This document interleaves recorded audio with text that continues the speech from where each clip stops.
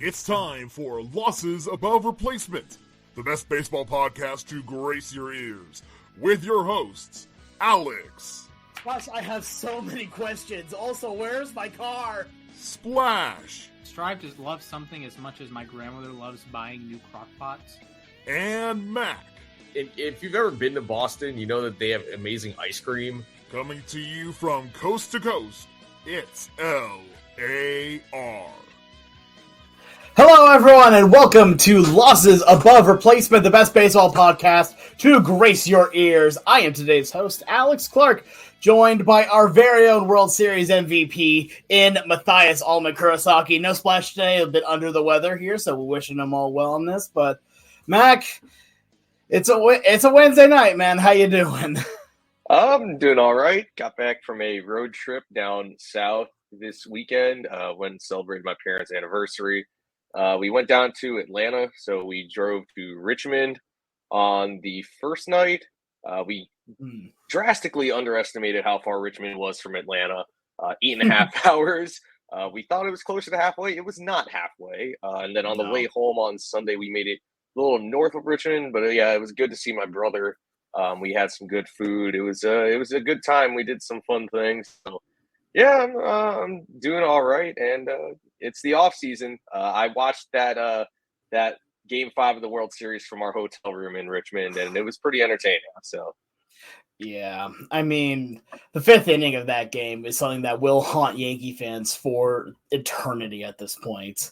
But at the same time, you're already down 3-1. So yeah, we got to our hotel when it was 5-0 in the fifth inning, and we basically were watching it. We just checked in. And we were like, you know what?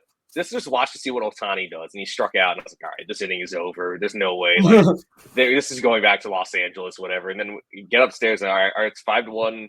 Freeman's batting. All right, but there's 2 strikes. There's no way that this rally keeps going, right? Freeman gets the hit. Teoscar gets his hit. And we're like, wow, what just happened? Welcome to playoff baseball, where true chaos ball rules, and I loved every second of it. I mean, it still blows my mind, how little Ohtani really factored in to everything, as well as Judge. Which, man, that's it's so weird and honestly kind of funny at this point, considering that those two were, the MVP candidates and the 2 that they marketed the entire World Series around. And they were both, to quote my main man, Stone Cold Steve Austin, bam, non-factors. So yeah, I mean, Judge was a factor in the wrong way in Game 5. Yeah, well, I will say he did start to turn things around in Game 4 and 5, at least at the plate. But he did drop that ball, which the memes about that have been off the charts. They say that he's going to participate in the ball drop on New Year's Eve. I've been seeing that has to be a joke, right? It is a joke, obviously. Luis Castillo apparently has been vindicated by some. I don't know if I agree with that. But yeah, and I mean, Ohtani, to be fair, we did find out yesterday that he had a torn labrum in his shoulder and needed surgery. Yeah. So, he makes a lot of sense why nothing was working right. Yeah, the dude's shoulder was in searing pain the entire series. Yeah, exactly. But yeah, no, I mean, it's interesting. Overall, going back to the original point, I'm doing okay. We're not going to talk about what has happened over the last couple of days, but I will say it's definitely caused a bit of stress. That's all I'm going to say. As I think that's fair to say. No matter which, I think so. Yep. Yeah, no matter which side you're on, you've been stressing out about this. Yeah. Anyway, regardless, other than that, doing all right. Work is really starting to pick up. Very excited about that. I'm getting to have a lot of fun with all that fun stuff. The only thing that sucks is my knee is still hurt. And so, I can't go and do a lot of stuff. I went and did a workout a couple days ago trying to test it out.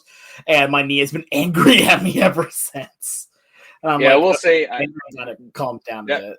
That road trip was probably not the best thing for my back because I dealt with I was, because I was wondering, I went to the weight room yesterday. I lifted for a little bit before I swam, and I was expecting to be in a ton of pain, but I'm like, wow, I bounced back surprisingly well today. And it's like, oh, well, I wasn't sitting in a car for, 14 hours or whatever. So maybe that's why. I was like, either it was the bed I was sleeping on, because we did sleep in 3 different hotels, or it was just all that sitting in the car kind of, I've dealt with back pain throughout the year, but it was like, that was sharper than I expected. Yeah, back pain is something that's really weird, especially when it comes to long car rides, all that. It seems to worsen the more injuries you've had to your back. Boy, because if you're, younger and your back works fine, then you're going to be okay being in the car for a while. But whenever you have injuries sitting exactly just like this, it will re-aggravate a lot of stuff pretty quickly because it's extended usage. But it's annoying. Anyway, we're going to get into today's topic like we alluded to earlier.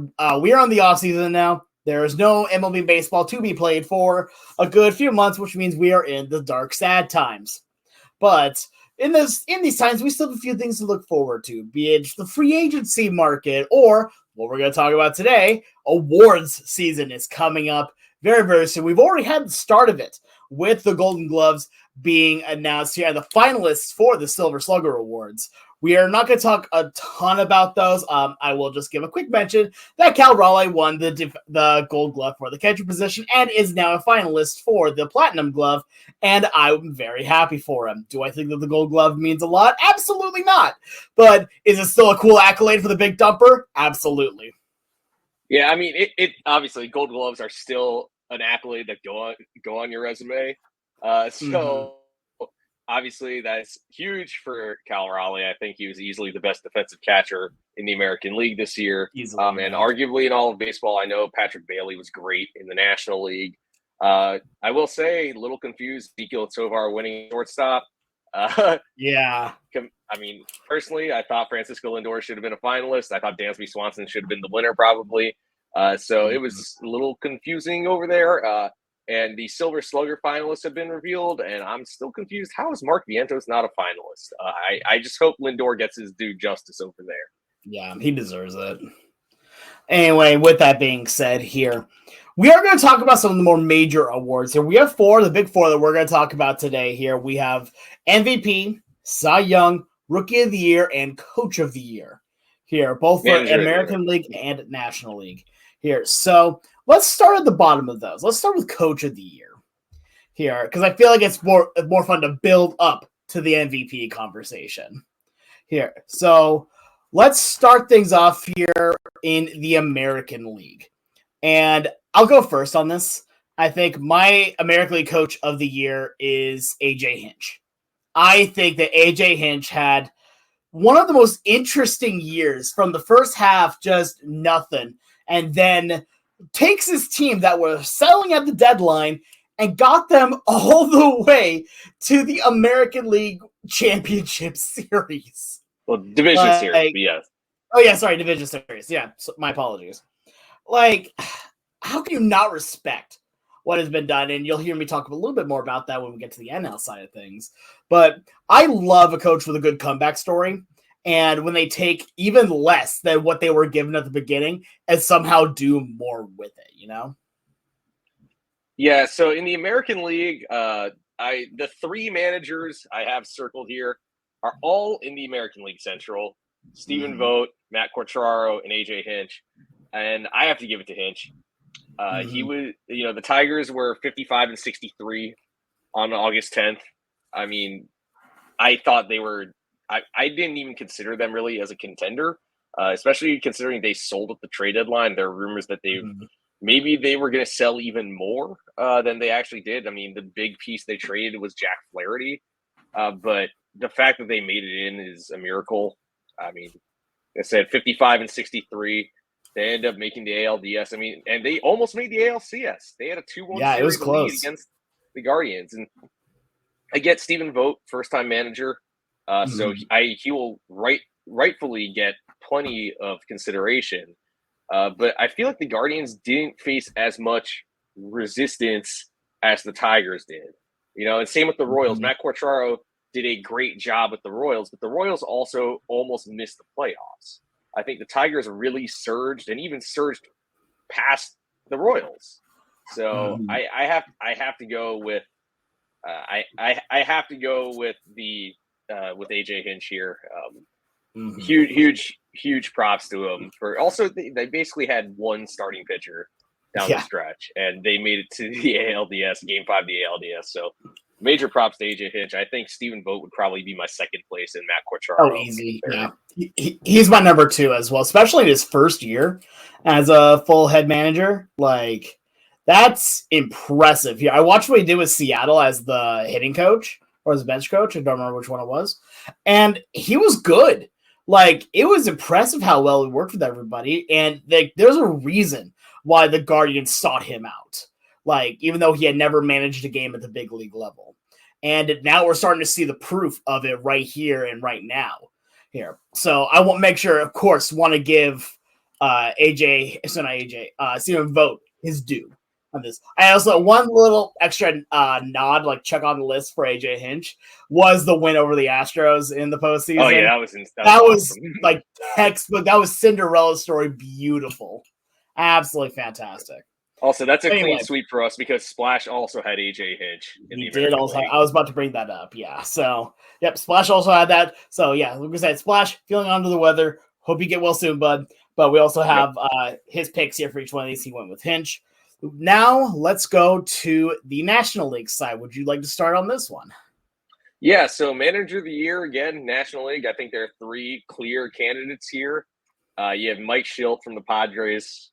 Pat Murphy from the Brewers, and Carlos Mendoza from my Mets. I really think Mendoza and Murphy are the top 2 guys here.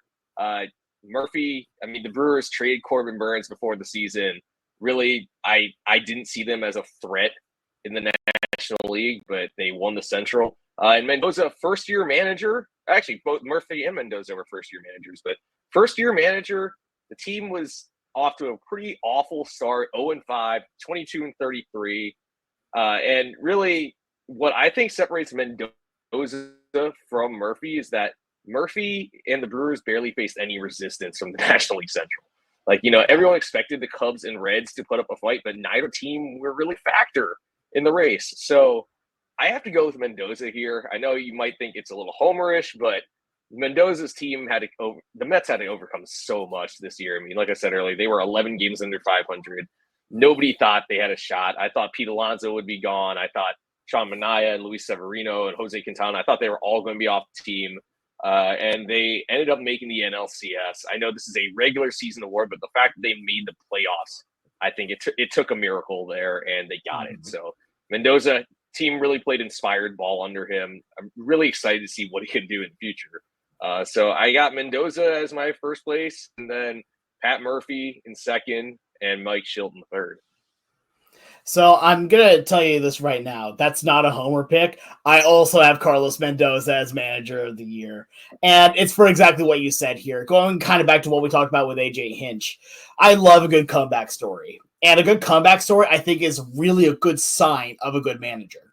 A manager is able to keep things going, not just when things are going well, but when things are struggling too. And we saw from Mendoza this entire year, he was able, like, while the Mets were going like this a good bit, they were going up, down. He was still confident at the head. And he helped them really, when things got rough, he knew how to get that team going back in the right direction. He knew how to keep it going. And that is huge for a manager to work with. And yes, I'll give him credit, right, that he had a little bit more than some other teams had to work with. You have Francisco Lindor for one thing, but it's a hard thing to do, especially in a division that is as tough as the NL East. Like, when you have 3 teams that are all World Series caliber in that division, you've got something to really work towards right there. Like, having the Braves, Mets, and Phillies all in one division and having to play them all a lot kind of gives a little bit less credence to how good the AL Central teams were because they had the White Sox to work with. But honestly, that's my reason for Mendoza, is that he went through and navigated through a really tough schedule. The team had a lot of ups and downs, but he knew how to make sure those downs did not last that long. Plus, he played on the strengths of the players, played on the hype, played on the momentum That is something that you got to do if you're a manager. Take every advantage that you have and run with it. Yeah, and one thing I thought Buck Showalter was actually a pretty solid manager for the group, but I think they needed a change of pace and a change of voice in the organization. Mm-hmm. And I think that going back to 2022 when the team kind of folded in September, one of the things that Brandon Nimmo, I remember specifically said, is that the team really stopped having fun in September, whereas the Mets, no matter how many downs they had and how many season-ending losses it felt like they had, even throughout the summer when they were playing well, they bounced back. They got up. They got knocked down. They got back up again and again and again. And they kept playing loose. It's not like they were pressing necessarily. And you saw it really, I think, all come to fruition in game 161 in Atlanta. They were down 3-0. Then they were up 6-3. Then they allowed 4 runs and fall behind 7-6. Then MVP Francisco Lindor comes up, hits the big home run. And, Edwin Diaz, there's 40 pitches to get the save. And he really believed in his players. That's the other thing, is that if the players were confident, he would let them go as long as they want. I remember I was at the game, Luis Severino threw a complete game shutout. And, there were multiple times where Mendoza went out to talk to him, like, all right, are you good to stay in? Or, can you really do this? And he stayed in and he got the shutout. So he believed in his players and the players trusted him. It was really, really refreshing to see. 100%. And that's what makes it a lot more fun. Again, I'm always a lover of chaos ball. So whenever you build on the hype and play from there, that's when you get the fun differential. To go to quote one Mr. Scott Service, who I hope he gets a job somewhere soon. Man deserves it. There are a few openings for him. What's up? There are a few openings for him still. There are quite a few for him. For Splash, he did not agree with us. He went with Murphy for his pick. So understandable on that front as well. Yeah, I will say Murphy has a strong case too. Another first-year manager, but he, like I said earlier, the Brewers, I think Splash had them coming in last. I had them coming in third. I didn't expect them to run away with the division. I'll say that much. Maybe I underestimated them, but they stretched their talent far beyond what we expected. Definitely. All right, let's move on to our next thing, the Rookie of the Year. And this is surprisingly a pretty close race on both ends of it. We've had a couple years where it's just been, oh, yeah, obviously it's this guy. Oh, yeah, obviously it's this guy. No, this one's a little harder in both the AL and the NL, although I will say the NL ones are just a lot better. I'm going to be honest here. But both races are fun. Let's start in the National League. And there's a lot of names you could go to with this. You've got guys like Jackson Merrill, Paul Skeens, Imanaga. And all of them are honestly very worthy of doing it, which, by the way, I still find Yamamoto is not in the top 3 for some people. Yeah, that's insane. That just proves how much everyone upped their game this year. For me, though, I know this is probably the easy pick, but I gotta go with Skeens. Paul Skeens is just stupid good. And I want to say that it's just the 1-year wonder, or he didn't go the entire season, so wait till he gets exposed. No, watching this guy throw a baseball is like watching Chris Angel perform magic. I can't explain it. I do not want to explain it. I just want to enjoy it. This is insane. No, Skeens. I was legitimately looking for him as potential NL Cy Young. He's at least in the top 5-10 of that conversation too. But it's so for him as this, yes, there are some amazing names. Paul Skeens' just overall play was something that we're probably not going to see again for a while.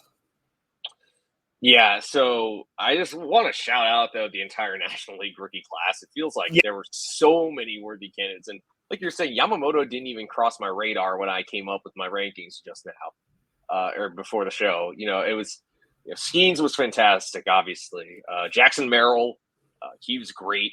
Playing center field for the first time, but he was part of arguably the best outfield in baseball. He was a beast when it mattered the most. A lot of clutch hits this year. Jackson Chourio was a beast all year, 2020 guy. He had an OPS over 900 in the second half, and I watched him in the playoffs. He is a problem, and the Brewers have him locked up for the foreseeable future. He's also the youngest player in baseball. He turned 20 right before the season started. So we got another Bryce Harper on our hands. Yeah, kind of. And then there's Shota Imanaga, who, made 29 starts this year, and he walked 28 batters. 2.9 ERA. It's another guy who I feel like he's almost getting lost in the shuffle because he got off to that crazy hot start. Then he cooled off a little bit. But really, overall, 2.9 ERA, 15-3, 174 Ks, and 173 innings. Yes, he allowed 27 homers, but he was just amazing all year. Mm-hmm. 100%. Deciding, though, who my rookie of the year is, I know he did not play a full season, but I have to go with Paul Skeens. I mean, what else is there to say? 1.96 ERA, in 133 innings, 170 strikeouts against only 32 walks, and he gave up only 10 homers in that time. He 23 starts, 133 innings. He only pitched in 2 innings in his last start of the year, but he's a workhorse, really. He was pitching 6-7 innings. It feels like every time out. He pitched into the 9th inning one time. This guy is amazing. He's only 22 years old, and I can only imagine what he's going to do next year. I feel like he's probably one of the leading candidates to win the Cy Young in 2025. I'm pretty sure, if we went into like the fan duels or whatever, I put on betting odds for that. I'm 99% sure it's going to be Skeens. Yeah, I know. He has to be the front runner. I know it's hard for a starter to maintain that velocity, because it's a lot of stress on his arm, but he's really, really amazing. And it's rare you see a guy only pitch 130 innings, but be the front runner for rookie of the year. So yeah, I think exactly. Runs away with this with Merrill coming in second. I have Imanaga coming in third and Chourio coming in fourth.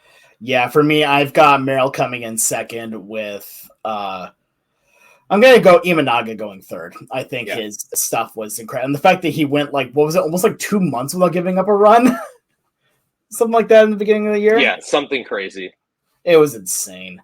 All right, moving on to the American League side, a little less, By the way, Splash also has Skeens. Oh, yes, but I keep forgetting to bring up Splash. I have his list right here.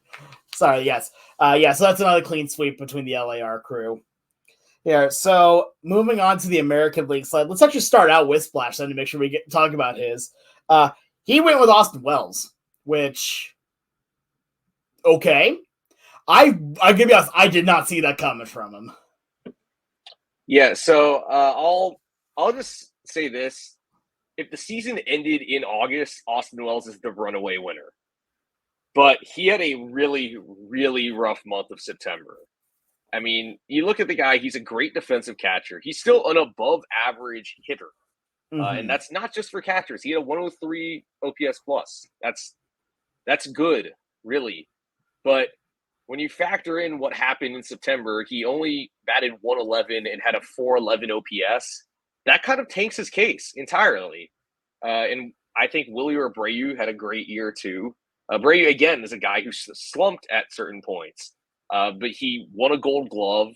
He was overall a solid 5-tool player for the Red Sox, and they desperately needed that. He had 3.5 wins above replacement on Baseball Reference, a 114 OPS plus. A bit of a platoon bat, but he's still, I think, a very dynamic player. But my winner is Mason Miller. I know it is rare that a relief pitcher wins Rookie of the Year, but Miller, I think, was consistent throughout the year. 65 innings, 28 saves, a whopping 104 strikeouts against just 21 walks, 2.18 FIP. This guy is electrifying, and it goes beyond just that triple digits fastball. He is a wipeout slider, too. I don't know how anyone makes contact against this guy. So I think Miller did enough to win Rookie of the Year. Like you were saying, it's not as strong of a class as the National League, but still a talented group, and it's still pretty close. So I think Miller is my number one, Abreu coming in second, Wells coming in third. Yeah, so I'm going to agree with you here. Mason Miller's my Rookie of the Year as well. I think the only thing you really need to take a look at least for me, go back to the All-Star game this year. Watch his outing at the All-Star game where he threw 104 on the gun. Like, what more do you want to see? The fact also that he didn't get as many chances to save with Oakland because Oakland didn't win a whole ton. But at the same time, like, he was so good. And any time that you saw Mason Miller warming up in the bullpen, you knew you were in trouble. You knew that at that point, like, all right, it's go time, I guess. Like, he had that fear factor to him. And for a rookie to have fear factor to him is impressive. But like you said, it's not just the fastball, it's the dynamite slider that goes right along with it. But anytime that you come out there and you're throwing like prime Aroldis Chapman, you're going to win some awards. You're doing pretty good for yourself. Yeah, if you strike out over 40% of the batters you face, I think it's kind of hard to go against you. Yeah, I mean, he's going to get down ballot Cy Young votes. Okay. Yeah. Oh no, So he's definitely going to get some like 9th, yeah. 10th place votes. Yeah, exactly. So I mean, I think while I understand if people don't want to vote for a relief pitcher, I think he did enough crazy things this year where it warrants it. I mean, Andrew Bailey, another former A, he won it in 2009. Houston Street won it in 2005. Neftali Feliz in 2010 for the Rangers. I know Jonathan Papelbon got snubbed in 2006, but Devin Williams in the I was about to say Devin Williams recently did. Yeah, so I think there's precedent to give Miller the award. I think honestly it is the right ways on this point. So now let's move on to Cy Young here. And this is where it gets a little bit dicey as well. And I'm going to say this in both leagues, right? Like in the American League, I feel like there's a runaway, but National League is a little bit harder. So let's start in the American League. Let's start with the runaway here. I'll go first on this one. I will also say that Splash also had this person, and that's Tariq Skubal. I mean, at the beginning of the year, I don't think I would have put money on Skubal winning the Cy Young. I would have said he was going to do very well, maybe finish in the top 10. Halfway through the year, that was already thrown out the door saying this dude's winning it. And it was impressive to watch what he did over the course of an entire season. And the fact that he basically willed the Tigers to the wins that they had and a win in the winning series in the playoffs against the Houston Astros. One of the sayings that kids use, nowadays is aura. If someone has like plus whatever aura, he has that aura. That aura of, I am the best here. I will carry this team if I have to. It's very like Felix Hernandez in like, say, 2012 energy, where it's, I am the best here. I don't care if everyone else can't do their job. I'm going to do mine, and I will win us for that, doing that job. That's what Skubal did all season long. Yeah, Skubal is the runaway train here. Really, I don't think it's particularly close. I understand for a while people were saying maybe Emmanuel Clase. Personally, I don't have Clase in my top 3. I don't either. I think Skubal, he won the Triple Crown. I understand you can, yada, yada, yada. You win 18 games, whatever. That means nothing. But 228 strikeouts in 192 innings, 2.39 ERA. 170 ERA plus. He also led in FIP at 2.50. He .922 WHIP, and also he only issued 35 walks against those 228 strikeouts. So that's a 6.51 strikeout to walk ratio. So we saw what he could do in the second half of last year. He finally put it together for a full season and stayed healthy. So Skubal, I think this is probably going to be unanimous, if I'm being honest. I'm with you on that.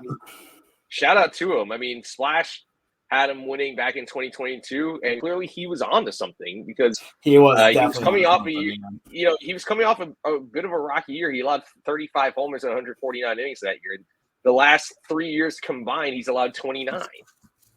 So I have a feeling that Splash would respond to that with bow down bozos, but probably something like that. No, we love you, Splash Bud.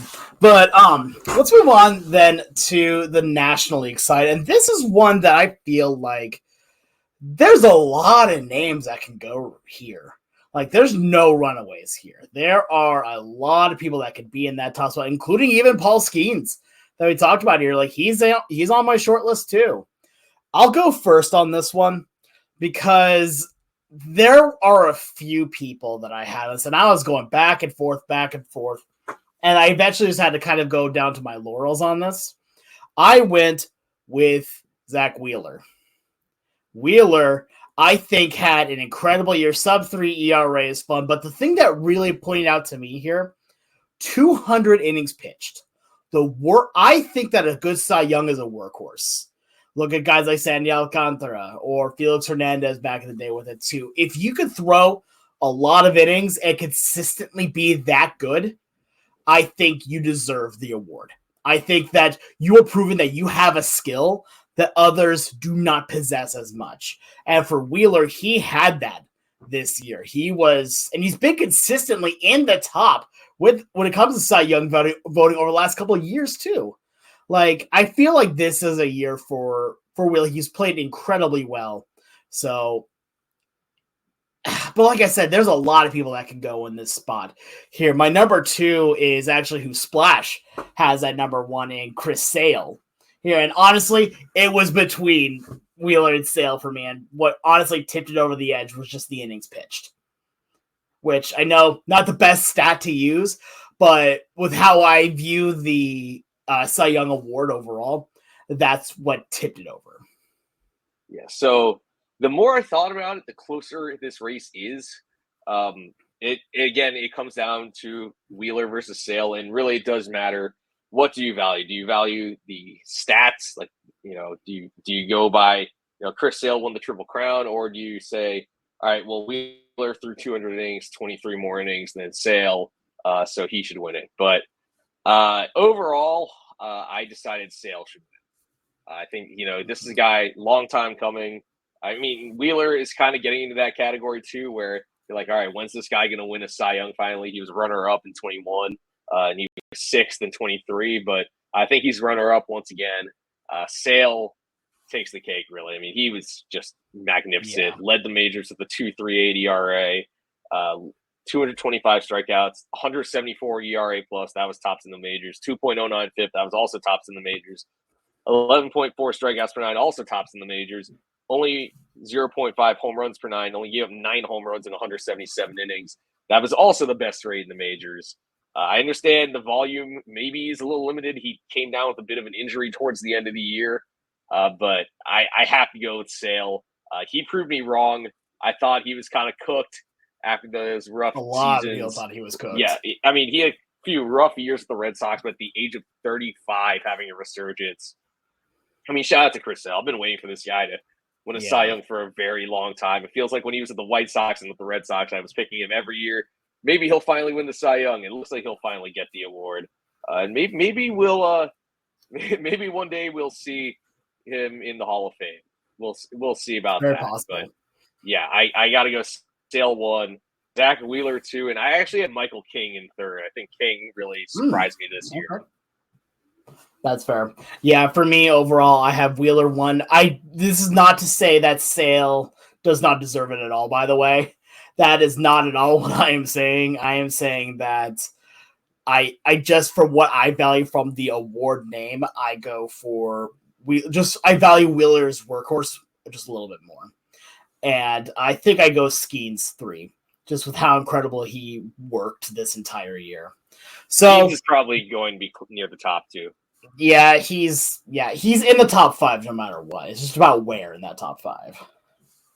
So let's move on now to the MVPs, and this one feels a bit arbitrary. Gonna be honest here with you. There's usually been a little bit of like intrigue at the top between both sides, but is there this year? Like, I'm gonna be honest. No, both of these felt very runaway. And they were the ones that everyone was predicting from before the season started here. And let's start at the AL, I guess. That's one, Aaron Judge. I mean, I don't even need to bring up stats. All I need to say is all rise, and you know what he has done. You know what he did this entire season. he is in the heart of a very powerful lineup. Judge is the leader of that heart too. Like, I mean, I don't know what more you want on this one. I don't want to drown out this conversation any longer because, I mean, we know it's Judge.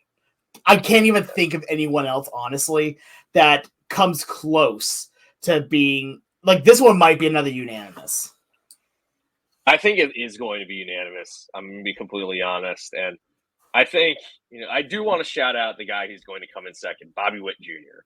Oh, yeah, 100%. I'm pretty sure Witt will come in second. Soto will come in third. Witt led the majors in hits, 211. He led the majors in batting average at 332, 977 OPS, 171 OPS plus, 32 homers, 31 steals, 45 doubles, 11 triples. That's a lot of extra base hits, guys. That's 90. Sorry, that's not 90. I'm bad at math. That is 88 extra base hits and 109 RBIs to go with 31 steals. It's a 30-30 season, and he won a Gold Glove. Normally you have over 10 wins above replacement on Fangraphs. You are the runaway MVP winner, but that just shows you how good Aaron Judge was this year. I mean, you say, oh my God, his postseason. Well, like I said, it's a regular season award. He had 10.8 wins above replacement on Baseball Reference and over 11 on Fangraphs. So 11.2 on Fangraphs. I mean, we're seeing a once-in-a-generation talent here with Judge, at least at the bat. 58 home runs, 144 RBIs. It's the first time anyone had driven in. I know RBIs, shrug your shoulders at that statistic, but it's the first time since Ryan Howard in 2009 that a player had driven in over 140 runs. And his 223 OPS plus is higher than what he had in 2022 when he hit 62 home runs. So, yeah, it's Judge by a wide margin with Witt in second, Soto in third. Surprising nobody. Splash also has selected Aaron Judge for this. And I think the National League side is about as big, maybe a little not as wide, but still pretty darn wide here. And that's one Mr. That's going to be one Mr. Shohei Ohtani. I mean, yeah. Even when we were talking at the beginning of this year that we don't think that Ohtani is going to win the MVP because he's not pitching, and so you're going to be relying fully on his hitting. Well, when he is not pitching, he lets himself run more. And he goes on to have one of the greatest hitting and running seasons of all time. Inventing his... Did he invent his own club on this? Yes, he did. Yeah, the 50-50. Like, that's nuts. That's absolutely nuts. Even when you take away one of his... It's almost like senses, right? When you take away one, the others get stronger. Well, when you take away his pitching, his batting and his running get better.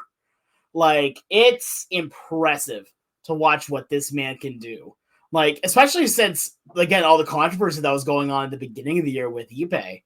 Like, a lot of people thought that could also slow him down more because he's even more in the spotlight now. And now you're not talking about him as a baseball player. Now you're talking about, his translator and all this.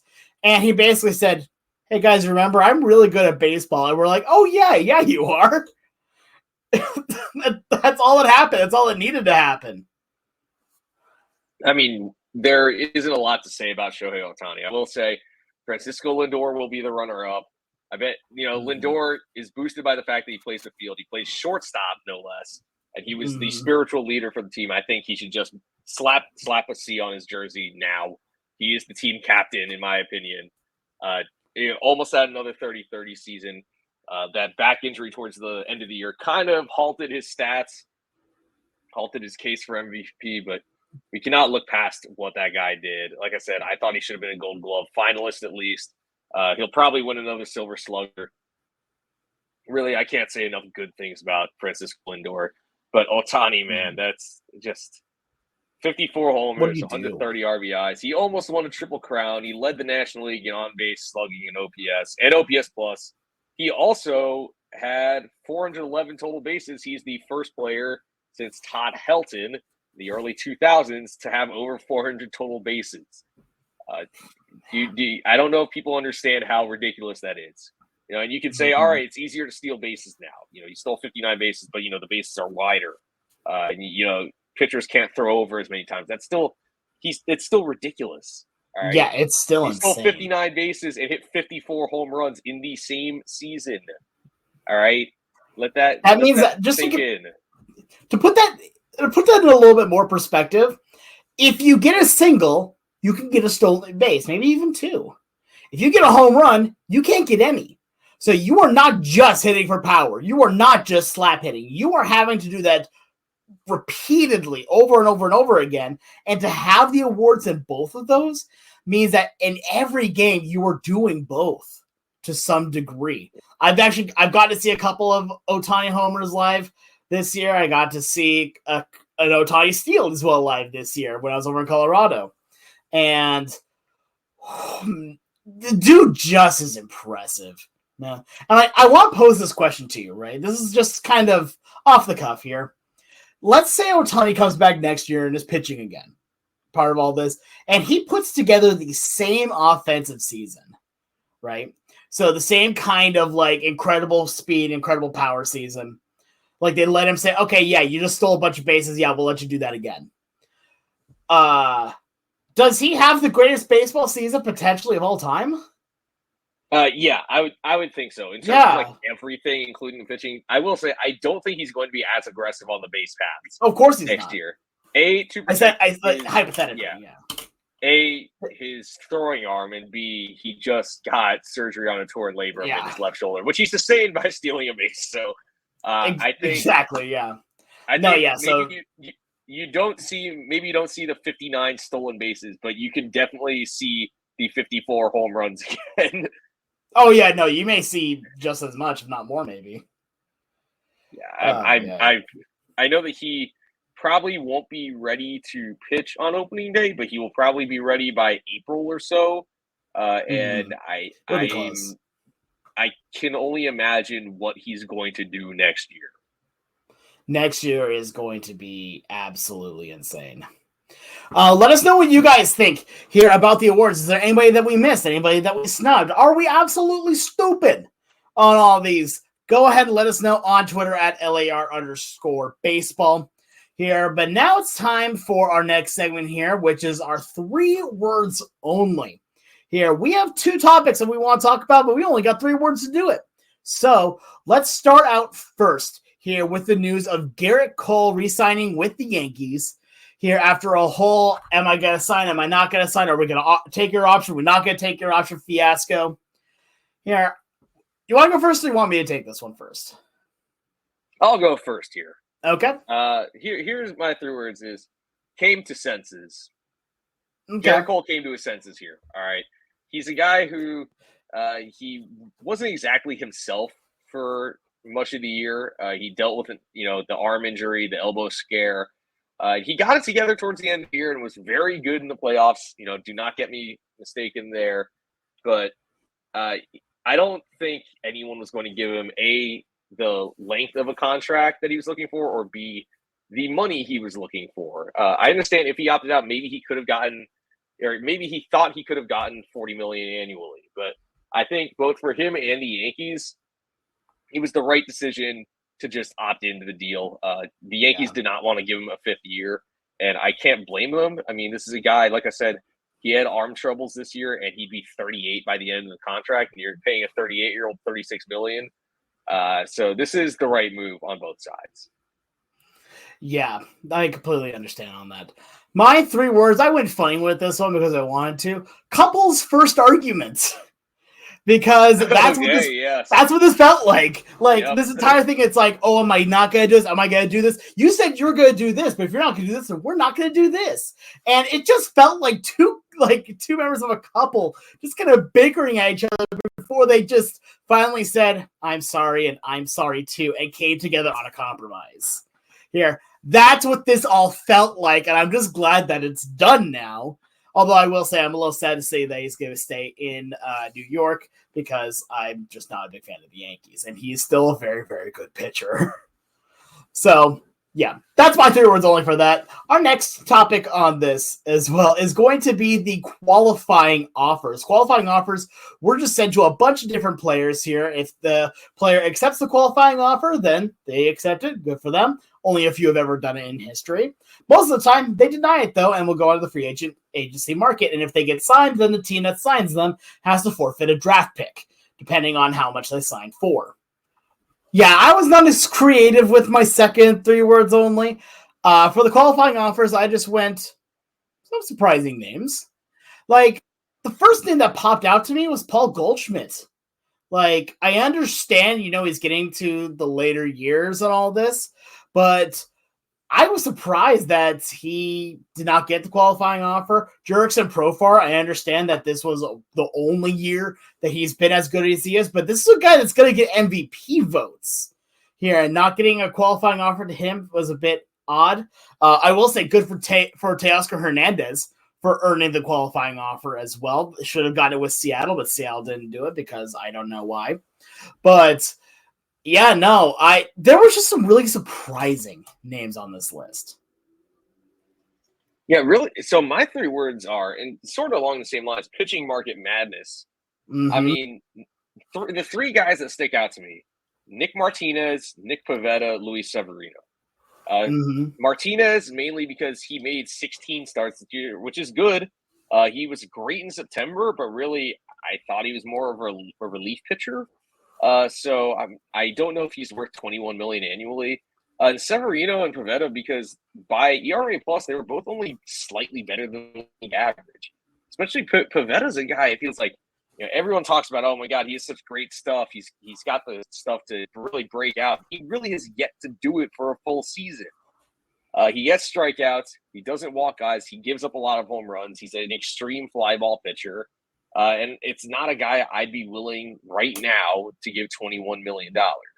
And Severino, as great as I thought Severino was super valuable to the Mets down the stretch, I can't see another team giving him that much money. Remember, this is a guy who spent much of the last 4 or 5 years on the IL and really, really struggled in 2023. Was one of the worst pitchers in baseball. So those guys got the qualifying offer, but Walker Buehler did not get the qualifying offer. That was the other name I forgot to say was Buehler. Yeah. I understand that Walker Buehler really struggled in the regular season after coming back from Tommy John surgery, but he peaked in the postseason. And I think this is a guy who I could 100% see betting on himself, taking a 1-year deal and balling out, and then turning that into an $100 million contract.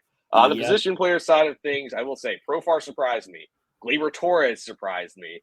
Again, Torres is young. He's only 26, but he's coming off a down year. But still, he's above average. He's a second baseman. You don't get a lot of great offensive second basemen. Goldschmidt doesn't surprise me as much just because he's coming off a down year, the worst offensive season of his career, and he's already 36. Or actually, he's about to turn – or he already turned 37. So he's 37, clearly on the decline, and it's a tough sell to give a guy like that $21 million. The only other guy I'd say is a little bit of a surprise is Tyler O'Neill. O'Neill had a great power season in Boston. He showed how great he can be if he stays healthy. So I was surprised to see the Red Sox give Pivetta the qualifying offer, but not O'Neill. Honestly, I wouldn't be surprised if Pivetta takes his qualifying offer and same with Severino. Maybe Martinez, because of how great he was at the end of the year, he declines it. But I think there are some slam dunks to decline it. Most of the guys are slam dunks to decline it. But there are a couple of guys that, maybe you do see them accept it. Yeah, I think there is definitely some potential for that, which would be honestly interesting to see going forward.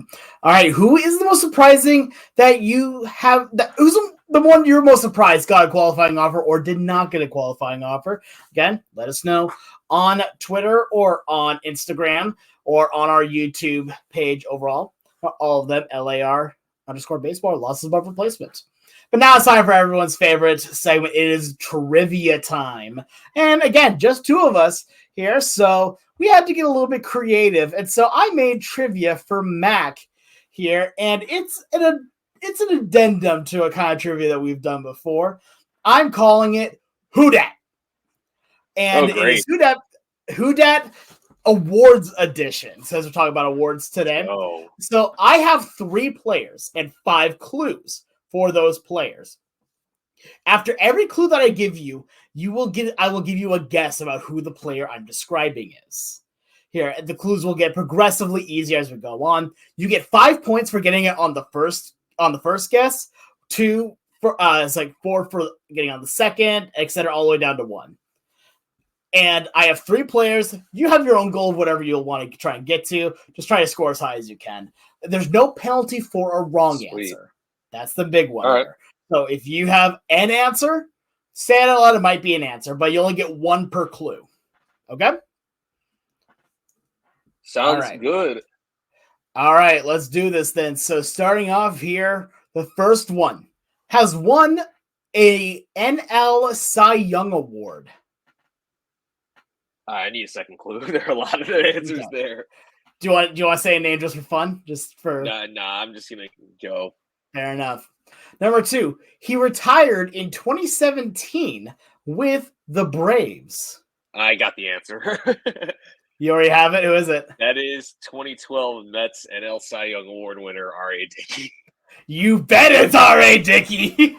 You know, when you said if you want to throw out a guess there, that was the first name that came to mind. And I'm like, man, that's maybe amazing. That's the first time. So my other clues, so that's 4 points for you, by the way. 4 points. Let's go. Keep track of it. My other clues were in 2008, he was on the Seattle Mariners. He has played for all 3 of the LAR teams. And final clue is he's a knuckleballer. Oh, yeah. I remember when he was on the Mariners. Oh, yeah, no, it was amazing to watch. he diced up the Mets. I remember that one start he had against them. It was beautiful. All right. So you got 4 points for the first one. Moving on to the second one. All right.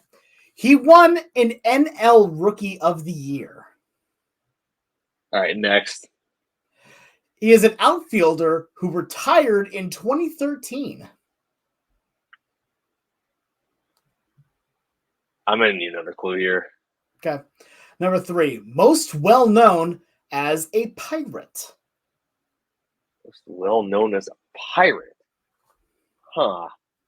He retired in 2013. Best known. Oh, I know the answer here. Who is it? Unfortunately, I know who this is. This is Jason Bay. This is Jason Bay. So 3 points for you on that one. I'm impressed you got it that fast. I'm not as proud of the next clues. I mean, it's the Pirates thing gives it away. I saw. Yeah, I wanted to put that one down lower, but I wanted to at least give you a chance before we got to the end. So the other 2 clues were later in his career became a meme as the benchmark for mediocrity, and has a 99 overall card in MLB The Show. I mean, calling it mediocrity would be generous, but look, I'm trying to be nice because I like Jason Bay. Okay. Yeah. No. Look, I thought he was. He's a very, very nice dude. He hit a lot of.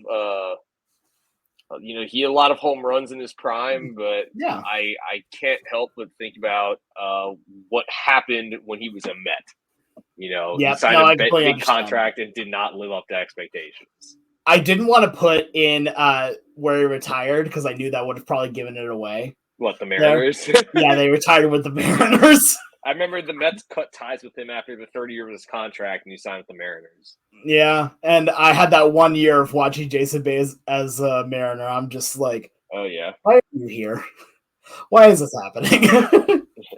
Anyway, all right, let's go on to our third play. You have a total of 7 points so far. All right. By the third clue, then you will break the double digit. I get 10. All right. Number 1, won an AL Cy Young Award. Next. Had a 41.1 strikeout rate. 41.1 percentage strikeout rate. Are you talking like career or that year? The year that he won it, he had a 41.1 strikeout percentage. That's such a ridiculous rate. I have to go next. Okay. He did not receive a qualifying offer this year. Okay. Oh, I think I have an answer here. Give me a guess. Because I realized the only way that strikeout rate was high was because it was a short season. It is Shane Bieber. It is, in fact, Shane Bieber. Yep, you Yes. got it on that one, And which does give you the 10 yeah. points. I didn't even think about that. Yeah, because he had Tommy John surgery, he didn't get the qualifying offer. That's great. I forgot this was a contract year for him, too. Yeah, it feels weird because it feels like go back to 2020, he was absolutely unhittable. And since then, now that it's not a 60-game season, it's like, oh, he feels a lot more mortal now. Yeah, I've had concerns about him just because his velocity has dropped considerably. And then this year, at the beginning of the year, it's like, oh my God, like, his velocity's back. Like, man, maybe Shane Bieber's back. And then after one start, he needed Tommy John surgery. And it's like, oh man. Nah, darn. Like, maybe, like, it's crazy that, the Guardians didn't have their ace this year and somehow made it to the ALCS. Yeah, still made it all that way. Dang. The power of vote, I guess. My other hints for this were in the shortened 2020 season and shares a famous last name. Oh, yep, of course. Yep. Yeah. All right. To be fair, I really wanted to make a Trevor Bauer joke, but I just felt like that would be a little overplayed. So, anyway, regardless, congratulations on the trivia. You got a total of 10 Thank you. On this. You did very well. I like that style, Yeah. I wanted to do something when it came to awards, and that's what I was able to come up with. No, that's a good idea. Good deal. All right. It's now time for our final segment of the show, the one we end every show with. It's the moment to ourselves, where we talk about whatever's on our mind, whether it be baseball related or not. It doesn't have to be baseball related, but it absolutely can be. Mike, you want to go first? You want me to go first? You can go first, dear. All right. Sounds good.